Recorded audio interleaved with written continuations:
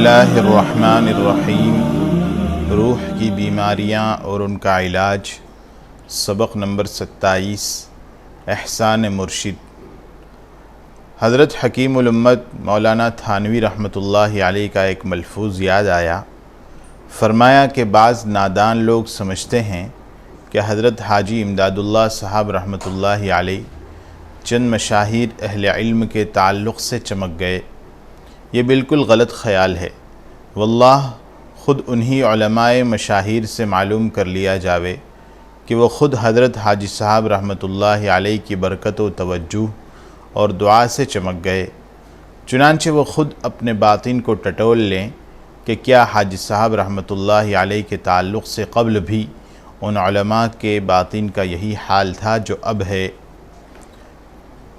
ایک ملفوظ حضرت حکیم الامت تھانوی رحمۃ اللہ علیہ کا اور یاد آیا۔ ارشاد فرمایا کہ ہر گلیرا رنگ و بوئے دیگر است۔ بزرگوں کی شانیں مختلف ہوتی ہیں کیونکہ طباع خلقتاً ہی متفاوت ہوتی ہیں۔ جب وہ بزرگ ہو جاتے ہیں تو وہ امور طبعیہ جو پیدائشی ہیں، جیسے تیزی، نزاکت، تحمل، عدم تحمل، صفائی، انتظام، بے انتظامی باقی رہتے ہیں، اور ان سے بزرگوں کی شانیں مختلف ہو جاتی ہیں۔ چنانچہ حسب ذیل حکایتیں مختلف شان کے بزرگوں کی بیان فرمائیں۔ مولانا قاسم صاحب نانوتوی رحمۃ اللہ علیہ اور مولانا رشید احمد صاحب گنگوہی رحمۃ اللہ علیہ جب حج کو چلے تو بمبئی میں مولانا محمد قاسم صاحب رحمۃ اللہ علیہ تو لوگوں سے ملتے پھرتے تھے اور مولانا گنگوہی رحمۃ اللہ علیہ انتظام میں مشغول رہتے تھے۔ جب مولانا محمد قاسم صاحب رحمۃ اللہ علیہ واپس آتے تو مولانا گنگوہی رحمۃ اللہ علیہ فرماتے، کچھ فکر بھی ہے کہ کیا انتظام کرنا چاہیے، آپ ملتے جلتے ہی پھرتے ہیں۔ مولانا فرماتے کہ مجھے فکر کی کیا ضرورت جب آپ بڑے سر پر موجود ہیں۔ مولانا محمد قاسم صاحب رحمۃ اللہ علیہ کے پاس کوئی بیٹھا ہوتا تو اشراق اور چاشت سب قضا کر دیتے تھے، اور مولانا رشید احمد صاحب رحمۃ اللہ علیہ کی شان اور تھی، کوئی بیٹھا ہو جب وقت اشراق کا یا چاشت آیا، وضو کر کے وہی نماز پڑھنے کھڑے ہو گئے۔ یہ بھی نہیں کہ کچھ کہہ کر اٹھے کہ میں نماز پڑھ لوں یا اٹھنے کی اجازت لیں۔ جہاں کھانے کا وقت آیا لکڑی لی اور چل دیے، چاہے کوئی نواب ہی کا بچہ بیٹھا ہو۔ وہاں یہ شان تھی جیسے بادشاہوں کی شان۔ ایک تو بات ہی کم کرتے تھے، اور اگر کچھ مختصر سی بات کہہ دی تو جلدی سے ختم کر کے تسبیح لے کر ذکر میں مشغول ہو گئے۔ کسی نے کوئی بات پوچھی تو جواب دے دیا گیا، اور اگر نہ پوچھی تو کوئی گھنٹوں بیٹھا رہے، انہیں مطلب نہیں۔ مولانا قاسم صاحب رحمۃ اللہ علیہ کے پاس جب تک کوئی بیٹھا رہتا بولتے رہتے۔ ارشاد فرمائے کہ ایک بار مولانا محمد قاسم صاحب رحمۃ اللہ علیہ مولانا گنگوہی رحمۃ اللہ علیہ سے فرمانے لگے کہ ایک بات پر بڑا رشک آتا ہے کہ آپ کی نظر فقہ پر بہت اچھی ہے، ہماری نظر ایسی نہیں۔ بولے جی ہاں، ہمیں کچھ جزیات یاد ہو گئیں تو آپ کو رشک آنے لگا، اور آپ مجتہد بنے بیٹھے ہیں، ہم نے کبھی آپ پر رشک نہیں کیا۔ ایسی باتیں ہوا کرتی تھیں۔ وہ انہیں اپنے سے بڑا سمجھتے تھے اور وہ انہیں۔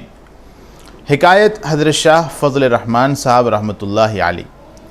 مولوی تجمل حسین صاحب نے حضرت شاہ فضل الرحمن صاحب رحمۃ اللہ علیہ سے دریافت کیا کہ حضرت کا سب عمل سنت پر ہے، مگر مخلوق سے اس قدر بگڑنا یہ کیسی سنت ہے؟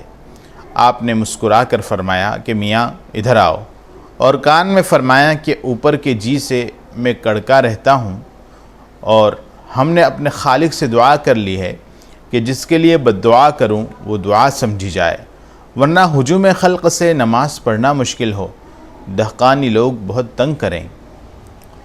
تصوف کی تعریف۔ ہوا علم تعرف به احوال تزکیۃ النفس وتصفیۃ القلب وتعمیر الظاہر والباطن لنیل السعادۃ الابدیۃ۔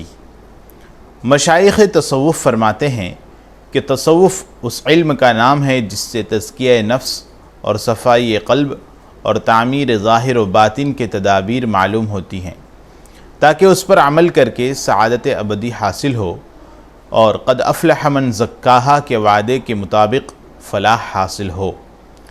تصوف اور صوفی کی وجہ تسمیہ۔ علامہ ابو القاسم قشیری رسالہ قشیریہ صفحہ 8 میں فرماتے ہیں کہ حضرات صحابہ رضی اللہ عنہم کو صحابی کا اور حضرات تابعین کو تابعی کا اور بعد میں تبع تابعین کا لقب کافی تھا۔ اس کے بعد جو لوگ بہت عابد زاہد اور متبع سنت ہوتے تھے انہوں نے اپنے مسلک اور طریق کا نام تصوف تجویز کیا اور اسی جماعت کا لقب صوفی کہا جاتا تھا، اور یہ جماعت 200 ہجری سے قبل ہی وجود میں آ چکی تھی، لیکن اس میں تصوف کا وجود اگرچہ 100 ہجری کے بعد ظہور میں آیا، مگر اس کا مسمى یعنی احسان اور اخلاص حدیث میں موجود تھا، اور اس حدیث سے ایمان اور اسلام کی صحت کا احسان اور اخلاص پر موقوف ہونا اہل علم پر بالکل واضح ہے۔ حضرت مولانا گنگوہی رحمۃ اللہ علیہ اپنے مکاتب رشیدیہ میں تحریر فرماتے ہیں کہ فی الواقع شریعت فرض اور مقصد اصلی ہے، اور طریقت بھی شریعت باطنی ہے، اور حقیقت و معرفت متمم شریعت ہیں۔ اتباع شریعت بکمال بغیر معرفت کے نہیں ہو سکتا۔ علامہ قشیری رحمۃ اللہ علیہ کا ارشاد ضرورت مرشد پر۔ امام ابو القاسم قشیری اپنی مشہور کتاب رسالہ قشیریہ میں ضرورت مرشد پر کلام فرماتے ہوئے لکھتے ہیں: ثم يجب على المريد ان يتأدب بشيخ فإن لم يكن له استاذ لا يفلح ابدا، وهذا ابو يزيد يقول من لم يكن له استاذ فإمامه الشيطان، وسمعت الاستاذ ابا علي الدقاق يقول الشجرة اذا نبتت بنفسها من غير غارس فإنها تورق لكن لا تثمر، كذلك المريد اذا لم يكن له استاذ يأخذ منه طريقته نفسا فنفسا فهو عابد هواه لا يجد نفاذا۔ پھر مرید پر واجب ہے کہ کسی شیخ سے ادب و تعلیم اور تربیت حاصل کرے، اگر اس کا کوئی شیخ نہیں تو کبھی فلاح نہ پائے گا، اس کا رہبر شیطان ہوگا، یعنی اس کے کہے پر چلے گا۔ میں نے اپنے استاذ ابو علی دقاق رحمۃ اللہ علیہ کو یہ فرماتے ہوئے سنا ہے کہ جو درخت خود اگ جاتا ہے وہ پتے تو لاتا ہے مگر پھل نہیں لاتا ہے، اسی طرح مرید کا بھی یہی حال ہے، یعنی جب اس کا کوئی شیخ نہ ہوگا جس سے وہ طریق شیئن فشیئن حاصل کرے تو پھر وہ اپنی خواہش نفسانی کا غلام بن جائے گا، اور اس کو اس غلامی سے کبھی خلاصی نہیں ہو سکتی۔ بیعت کا مقصد۔ حضرت مولانا شاہ رفیع الدین صاحب رحمۃ اللہ علیہ، جو حضرت شاہ ولی اللہ صاحب رحمۃ اللہ علیہ کے صاحبزادے ہیں، اپنے رسالہ بیعت میں تحریر فرماتے ہیں کہ اے سالکین طریق، سن لو، بیعت کا مقصد یہ ہے کہ انسان غفلت اور معصیت سے نکل کر تقوی اور طاعت کی زندگی بسر کرنے لگے، اور بیعت کے لیے ایسے عالم باعمل متقی کو منتخب کرے جو شیخ کامل کا تربیت یافتہ ہو اور اپنے مشائخ کا اتباع کرتا ہو، خودرائی میں مبتلا نہ ہو، ورنہ بدعت کا راستہ کھل جائے گا، اور امر بالمعروف اور نہی عن المنکر کے باب میں مداہن اور متساہل نہ ہو، نیز طالب کے حال کے لیے جو چیزیں افضل اور اسہل ہوں اس سے واقف ہو، اور مرید کو چاہیے کہ شیخ کے ہاتھ میں اس طرح رہے جس طرح مردہ زندے کے ہاتھ میں ہوتا ہے، یعنی اس کی رائے میں اپنی رائے کا دخل نہ دے، اور یہ اتباع کامل اس کے معالجہ روحانی اور اصلاح رذائل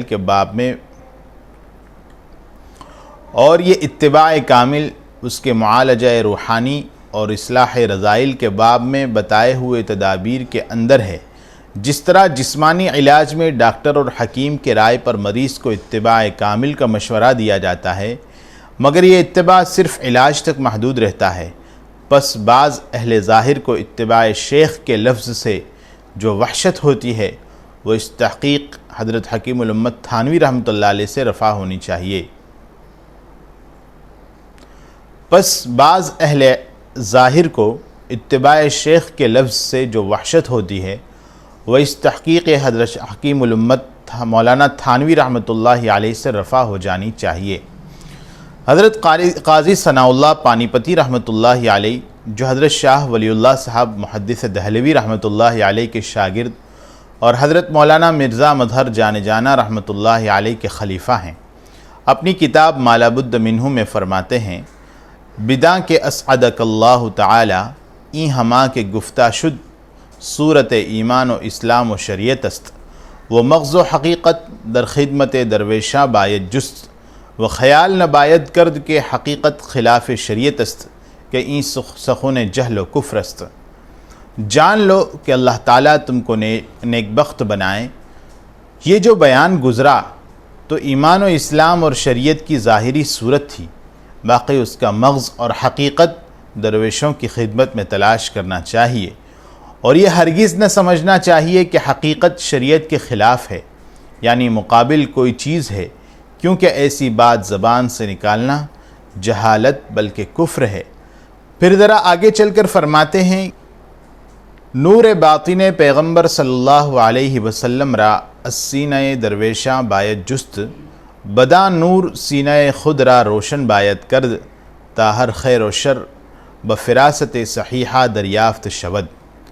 پیغمبر صلی اللہ علیہ وسلم کے نور باطن کو بزرگوں کے سینے سے حاصل کرنا چاہیے اور اس نور سے اپنے سینے کو روشن اور منور کرنا چاہیے تاکہ ہر خیر و شر فراست صحیحہ کے ذریعے معلوم ہو سکے۔